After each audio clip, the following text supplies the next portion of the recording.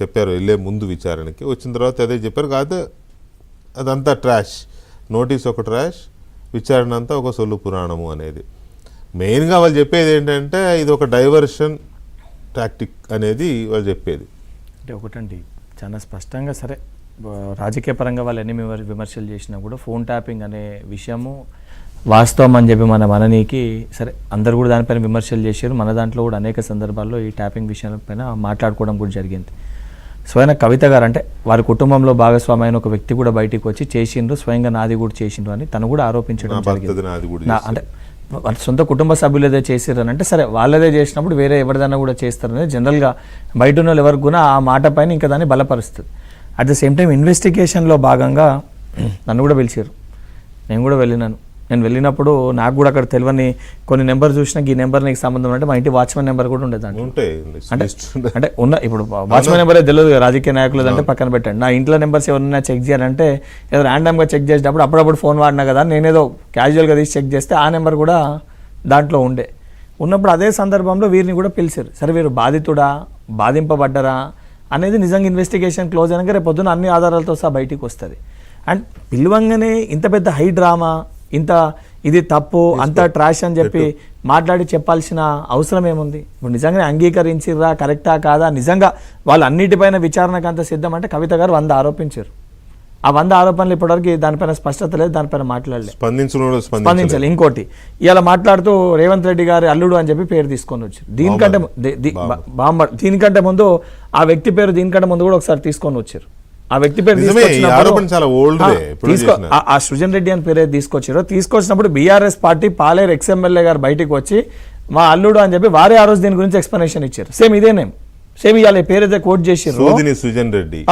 Last time ఇదే పేరు తీసుకొచ్చినప్పుడు ఇదే బీఆర్ఎస్ పార్టీ ఎక్స్ఎమ్మెల్యే ఇప్పుడు కూడా ఉపేంద్ర రెడ్డి గారు అందులోనే ఉన్నారు, ఇఫ్ ఐఎమ్ నాట్ రాంగ్. వారు బయటకు వచ్చి ఈయన మా అల్లుడు ఇది తప్పు ఆరోపిస్తున్నారని వాళ్ళ పార్టీలో ఉన్న ఎమ్మెల్యే గారే బయటకు వచ్చి మాట్లాడారు. ఇంకోటి ఏం విషయం మాట్లాడారండి, కేసు కొట్టేసారు అంటారు. ఏ కేసు కొట్టేసారు? చక్రాధర్ గౌడ్ గారు వేసిన కేసు హైకోర్టు సుప్రీంకోర్టులో ఒక ప్రైవేట్ వ్యక్తి వేసిన కేసుని కొట్టేశారు. ఫోన్ ట్యాపింగ్ కేసు అండి కొట్టేసింది. ఫోన్ ట్యాపింగ్ కేసుని కోర్టు తప్పని చెప్పి నిర్ధారించి కొట్టేసింది.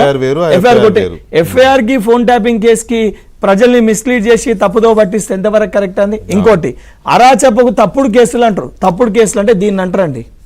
ఆ రోజు ఎన్ఎస్సీ అధ్యక్షునిగా ఉన్నప్పుడు గాడిదతోటి ప్రొటెస్ట్ చేస్తే, కేసీఆర్ గారు బర్త్డే సెలబ్రేట్ చేస్తే ఒక చదువుకున్న ఎంబీబీఎస్ డాక్టర్ పైన డాంకీ థెఫ్ట్ అని చెప్పి సొమోటోగా కంప్లైంట్ లేడు దీంట్లో.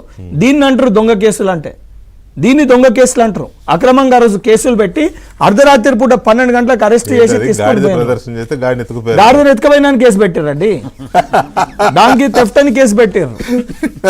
అంటే ఇది అక్రమ కేసులు. ఇప్పుడు నేనే ఆ రోజు నిలువెత్తు ఉదాహరణ సాక్ష్యం, అవి ఎఫ్ఐఆర్ కేసెస్ 88 కేసులు అఫీషియల్ గా నా అఫిడవిట్ లా చూపించిన డాక్యుమెంట్స్ ఇవన్నీ కేసెస్ అన్ని కూడా అఫీషియల్ గా పెట్టిన కేసులు. అక్రమంగా అడ్డగోలుగా కేసులు పెట్టి భౌతిక దాడులు చేసి కక్షపూరిత రాజకీయాలు చేసింది వాళ్ళు. నీచానికి దిగజారి వాళ్ళ కుటుంబ సభ్యుల ఫోన్లే విన్నరని చెప్పి వాళ్ళే ఈరోజు బయటకు వచ్చి మాట్లాడినరు. ఈరోజు అసొంటి ఒక సిస్టమ్ పైన ఎంక్వైరీ జరుగుతున్నప్పుడు ఎందుకంత భయము, ఎందుకంత అంటే ఏదో అయిపోతుంది ఏదో అని. ఇప్పుడు ఇన్వెస్టిగేషన్ జరగకపోతే అటాక్ చేసారు అంటారు, ఇన్వెస్టిగేషన్ జరుగుతానేమో కోర్టుకు వెళ్ళి దాన్ని ఆపే ప్రయత్నం చేస్తారు. ఇన్వెస్టిగేషన్కి సహకరిస్తామని చెప్తూనే న్యాయస్థానాన్ని ఆశ్రయించి అడ్డుకునే ప్రయత్నం చేస్తారు.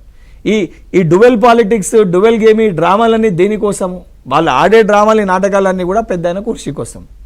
ఆ పెద్దయిన తర్వాత ఎవరా కుర్చీ కోసం అని చెప్పి మా పైన విమర్శలు చేయడం తప్ప వాస్తవానికి మా దాంట్లో స్కాములు జరిగినాయి అంటారు. ఆధారాలు తీసుకొచ్చి ఇవ్వమనంటే, లేదా వారేద్యాల వాడిన కోర్టు ఉందో మీకే ఇవ్వమని చెప్పండి. ఎవిడెన్సెస్ ఉంటే ఎవిడెన్సెస్ ఉన్నాయని చెప్పి ఇవ్వమని చెప్పండి. మీడియా ఈ రోజు అటు వరకు ఒక్క ఇష్యూలన్నా కూడా ఇది తప్పు, ఈ స్కామ్ అని ఎవిడెన్స్ వాళ్ళు బయట పెట్టిర్రా? ఈరోజు ఇది ఎవిడెన్స్ అని చెప్పి తీసుకొని వచ్చి మాట్లాడినరా? ఈరోజు ఉపేందర్ రెడ్డి గారి పేరు సృజన్ రెడ్డి గారి పేరు కోట్ చేసిర్రు.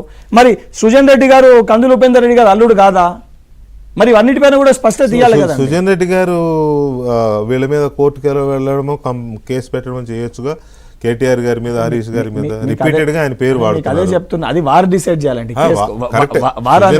డిసైడ్ చేసుకోవాలి. ఎందుకంటే లాస్ట్ టైం కూడా సీఎం గారి బావమరిది అని పదే పదే అంటున్నారు కదా సుజన్ రెడ్డి గారు. నేను ఎవరు సన్నిలో ఎవరు అల్లుడో కూడా నేను చెప్తున్నా. మీరు చెప్పారు, ఓకే, నేను దాని గురించి అనడం లేదు. సుజన్ రెడ్డి గారు చేశారు. సీఎం అతన్ని సేవ్ చేయడం కోసం సీఎం ఇలా చేస్తున్నాడని కదా వీళ్ళు చేస్తున్న ఆరోపణ.